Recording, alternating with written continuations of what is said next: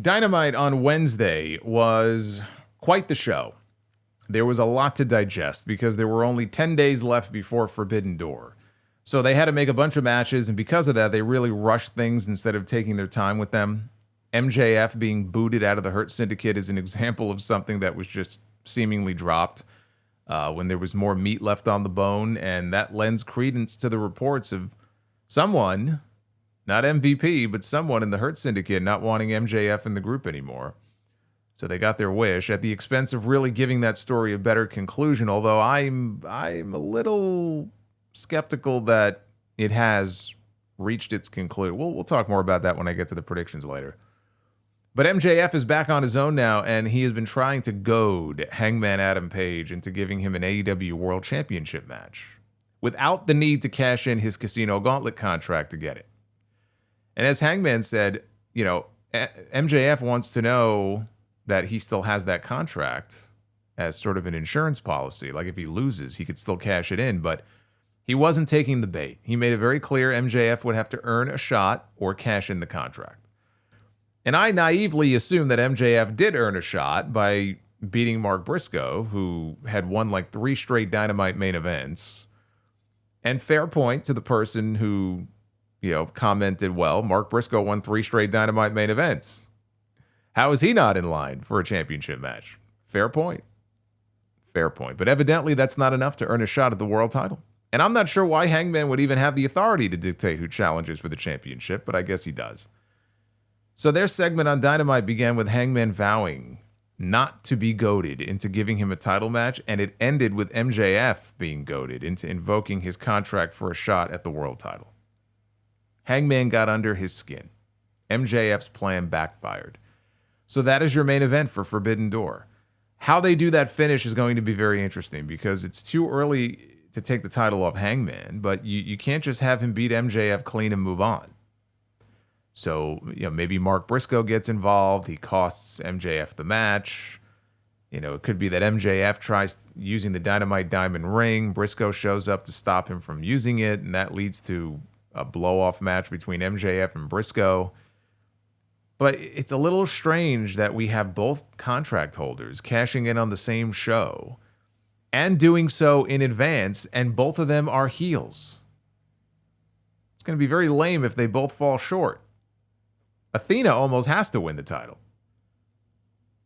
By the way, MJF retained his CMLL light heavyweight title at Arena Mexico Friday night, and after the match, MJF dared Mystico to come out, which he did. And Mystico issued a challenge for the CMLL anniversary show on September 19th. MJF at first, he rejected the match, but then said that he would accept if Mystico agreed to put his mask on the line. And Mystico agreed, and so the match is now official. And then MJF got back in the ring for a handshake. Mystico shook his hand, but MJF laid him out with the title belt. And then he ripped off Mystico's mask. He had to quickly cover up and shield his face. And then MJF gave him a tombstone piledriver before draping the American flag over his body. That's one way to get heat. It felt like that's where they were going to do this rematch. I've been saying that for a while now. It probably would be the anniversary show. Because look, AEW got the first match, right, on Grand Slam. So now CMLL gets to host the rematch. And since Mystico is not losing his mask, that's another reason MJF is not likely to walk out of Forbidden Door as the AEW World Champion. I don't think Tony Khan wants his World Champion getting pinned on that CMLL show. Meanwhile, Will Ospreay is already back. Only a few weeks after admitting that he had a neck injury that he kept quiet from AEW Medical for 10 months, which is a hell of a thing to admit. He's got 2 herniated discs in his neck, but he also said he hoped to be back in time for Forbidden Door, which made absolutely no sense to me when he said that. And it sounded very irresponsible of Tony Khan to allow him back in the ring with an injury like that. Consider how important he is to the roster. How important Ospreay is to that company. Why would you allow him to get back in the ring and risk further injury instead of healing up from the injury he already has? But there he was on Wednesday. And because Jon Moxley didn't care to accept Darby Allin's challenge to a match at Forbidden Door, Ospreay had a proposal of his own for a 10-man lights-out steel cage match. So we are supposed to believe that Jon Moxley doesn't want to accept a one-on-one match with Darby Allin, but he's okay with a lights-out steel cage match against 5 other men, including Darby Allin. Ospreay later said he had a conversation with the boss, the ace, Hiroshi Tanahashi, and he had agreed to be on his team. So it would be Ospreay, Darby, and Tanahashi in Tanahashi's last ever match in the UK.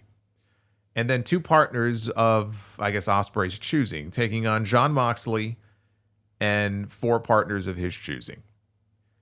And they couldn't even wait a week to flesh out the other members. They just threw a graphic up on screen later in the show to make it official that it will be Ospreay, Darby, Tanahashi, Kenny Omega, and Kota Ibushi, neither of whom have been seen or heard from since All In Texas, and had nothing to do with Jon Moxley previously. This is how their return was announced. Kenny Omega's return was announced via a match graphic. Kota Ibushi said on Instagram that he didn't even know he was part of this match until after it was announced. It came as a surprise to him, too. It came as a surprise to a lot of people. It's just Will Ospreay's gathering up his friends, and boom, there's the graphic. They'll be wrestling Jon Moxley, Claudio Castagnoli, Gabe Kidd, who had to bow out of this year's G1 because of a knee injury. I guess he's okay now. And the Young Bucks. I don't even know how this match is going to work with 10 men in the cage. It's not a blood and guts match where you have 2 rings where you can spread out. I mean, it sounds like it's going to be a complete shit show. The direction was Moxley and Darby. Suddenly, there's 8 other people who have no business being in the match that are now part of this. But I guess Tony wants to save Moxley against Darby for All Out. I just think, treating a Kenny Omega Kota Ibushi reunion like this, like a throwaway almost, it's just such a short-sighted thing to do. Then we have Adam Copeland and Christian Cage. They've been teasing it for a few weeks, but I wasn't expecting the actual reunion to happen on Wednesday and, happen in front of 1,100 people like that. That moment deserved a bigger audience.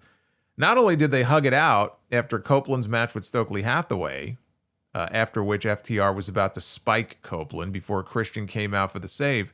Not only that, but they're already doing the in-ring reunion at Forbidden Door. For the first time since 2011, Cope and Christian will be tag team partners. They're going to be wrestling Nick Wayne and Kip Sabian. And at least with that, I get what Tony is doing here. He wants, to first close out the patriarchy stuff with Christian before he moves on to doing Cope and Christian against FTR. And they should close out the patriarchy stuff. But if they close it out at Forbidden Door with this tag team match and that's it, to never do a Christian Nick Wayne singles match is just ridiculous. Everything was building to that. And it would have been a big deal for Nick Wayne. Now we may not even get it. I mean, we'll see if Tony does it as a TV match after Forbidden Door. There's still a chance he'll do that. But Cope and Christian, that stuff it felt super rushed. And now the eventual match with FTR in Toronto, it has to be for the tag team titles because you've now taken away the attraction of seeing them back together for the first time. Like that no longer is in and of itself the attraction. For the attraction now are the 2 of them challenging for the tag team titles. And since their beef is with FTR, it can't be Cope and Christian challenging the Hurt Syndicate for the titles.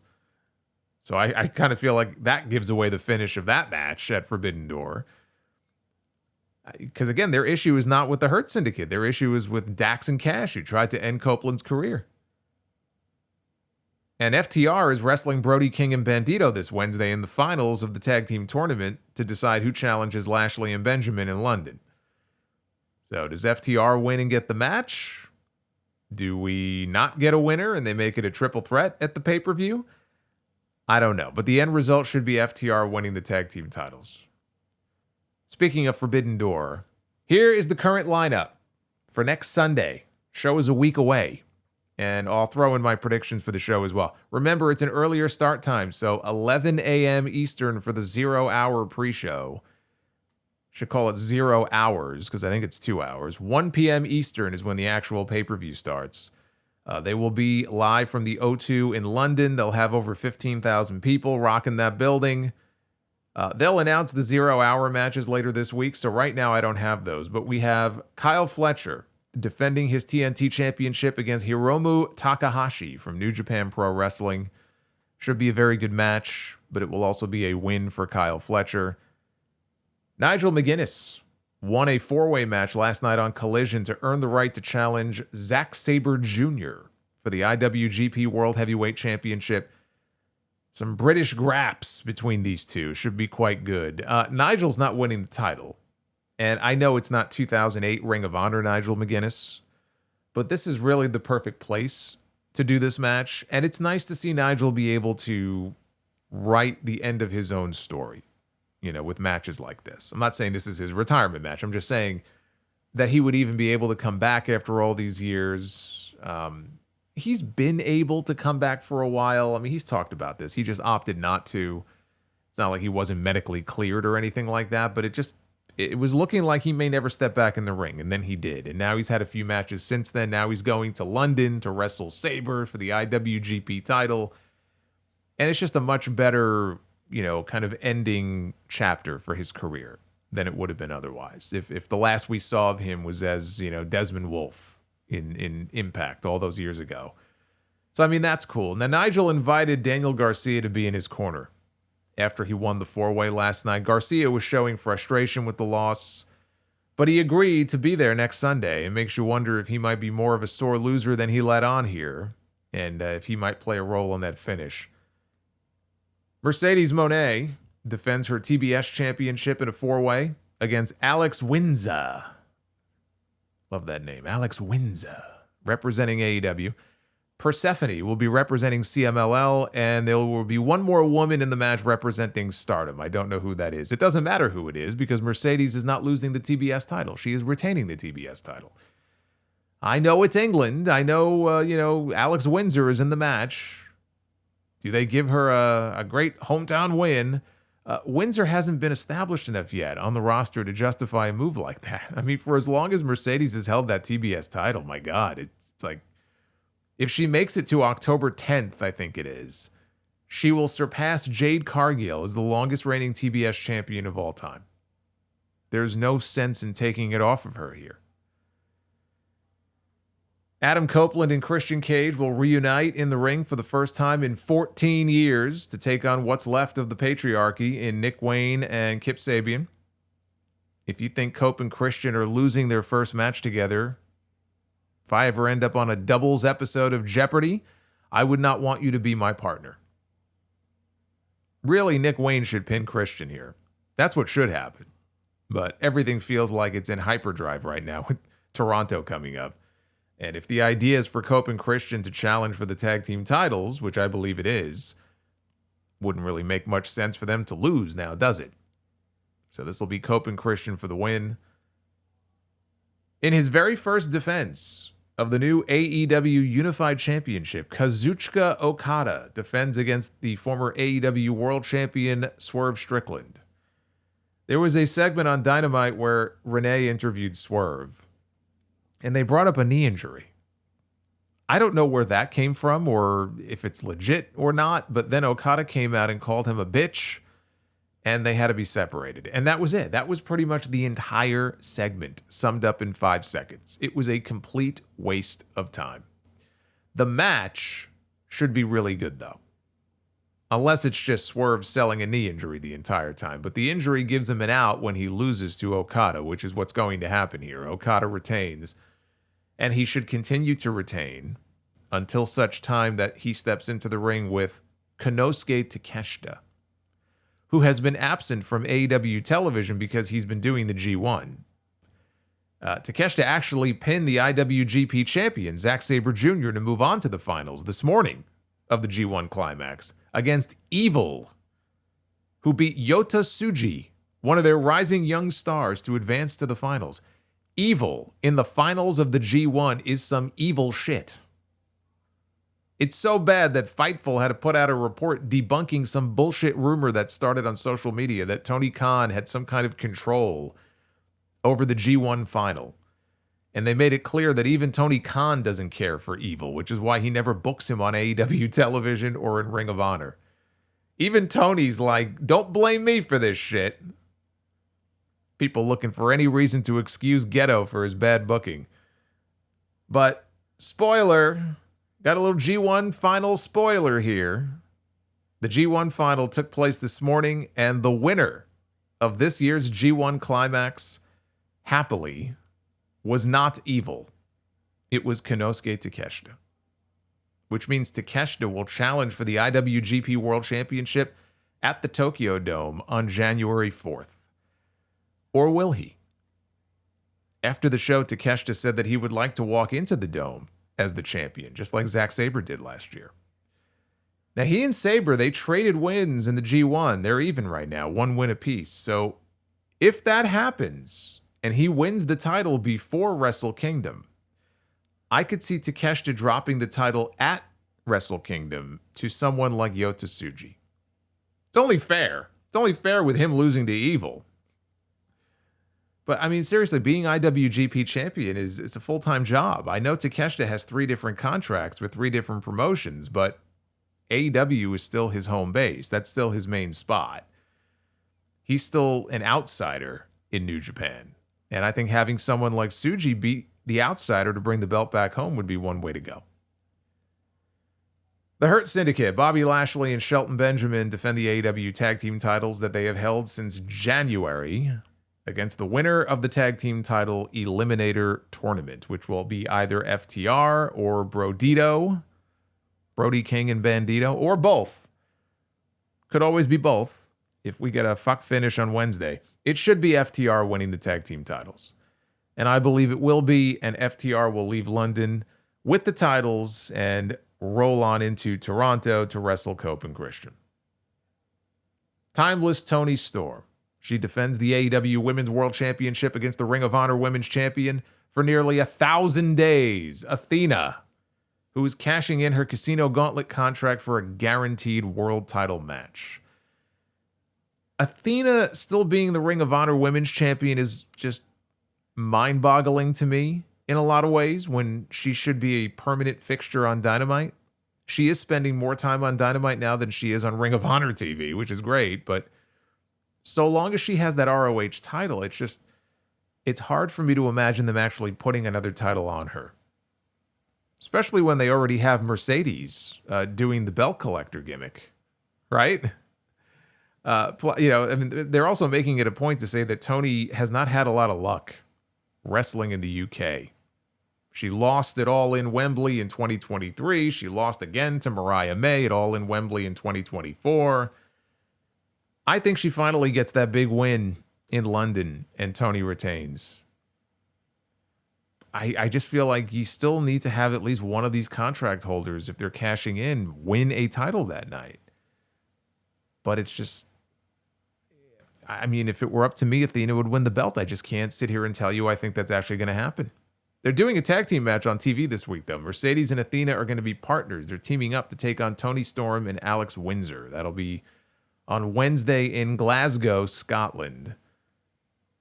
They have a 10-man, 5-on-5, lights-out, steel cage match with Will Ospreay, who has 2 herniated discs in his neck, Darby Allin, who always has a death wish, Hiroshi Tanahashi, who can barely move on those knees, Kenny Omega, and Kota Ibushi, each of whom have had their own injury issues. They're taking on Jon Moxley, Claudio Castagnoli, Gabe Kidd, who's barely recovered from a torn meniscus, and the Young Bucks. This will be Tanahashi's swan song in the UK. I guess you can always look at it another way and say that maybe he's better off in a multi-person match where he doesn't have to carry the load. And also, he gets to work with a bunch of different people, possibly for the final time, instead of working just one person. Tanahashi, he can be hidden in a match like this. He doesn't have to do too much. Now watch this fucking guy do a high fly flow off the top of the cage now that I said that. It doesn't even matter who wins this, honestly. I mean, do I even need to make a prediction here? Like, it doesn't matter. It really doesn't. It's just going to be mass chaos. 10 men in one ring, one cage. I don't know how that's going to work. Unless it's like a giant Hell in a Cell style cage that sort of envelops the entire ringside area, that might be a little bit better. But I just hope everyone makes it out in one piece. I'll go with Team Ospreay for the win, but I just hope everybody makes it out in one piece. And in the main event, Hangman Adam Page defends the AEW World Championship against MJF, cashing in his Casino Gauntlet contract. I don't know what they're going to do for a finish, but I do think Hangman retains. Maybe we see Mark Briscoe make a cameo, like I said earlier, to stop MJF from using the diamond ring as a weapon. It's hard to see Hangman losing the title in his second defense. I know a lot of times the chase is better than the actual reign, but once the reign starts, you got to give it a little bit of time before you put the man back in chase mode. Now, if they wanted to give us a big swerve in the main event, it would be the Hurt Syndicate helping MJF win the title. And him being kicked out was all just a ruse. It was all part of a master plan hatched by MVP. But it would be like the Seth Rollins fake injury where, if you really stop and think about it, like, what was the point? Like, put your kayfabe glasses on, right? It didn't really need to happen. Rollins didn't need to fake anything. He could have just cashed in after CM Punk's match at SummerSlam exactly the way that he did. Here, if the Hurt Syndicate really never kicked MJF out of the group, like, what difference would it really make? He still cashed in his contract for a title match. Whether Lashley and Benjamin show up to help him or not, him being kicked out beforehand doesn't really change anything. It's all very silly, but, that's wrestling. Wrestling is very silly. I just reviewed a show where I had Microman and Omos having a stare down. Okay, that's pro wrestling. But I'm sticking with Hangman. I think Hangman is going to retain the championship. I just leave open that possibility that maybe MJF really is not out of the Hurt Syndicate, and they just want you to think so.